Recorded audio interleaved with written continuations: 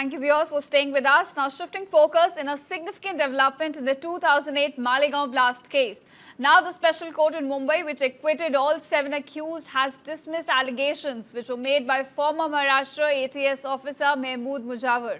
Now the special NIA court Judge A.K. Lahoti, in a detailed judgment running over 1,000 pages, dismissed all the allegations which were made by the former ATS officer, who had claimed, remember, that he was instructed to arrest RSS chief Mohan Bhagwat in connection with the blasts.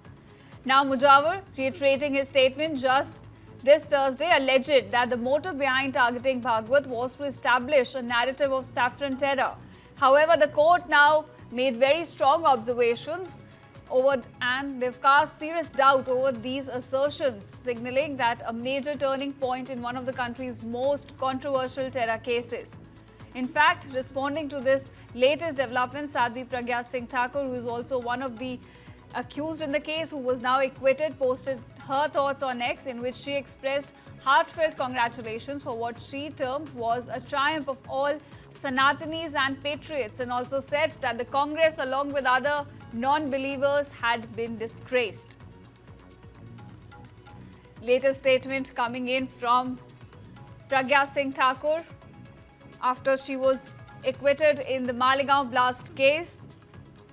She said that Congress and all the others non-believers in the case, now they've been disgraced. She also sent her heartfelt congratulations for what she termed was a triumph for all Sanatanis and patriots. And another crucial development is the fact that NIA court has now reacted to former ATS officer's statement. It has dismissed all the allegations made by the officer, who had earlier claimed that he was instructed to arrest RSS chief Mohan Bhagwat in connection with the blasts.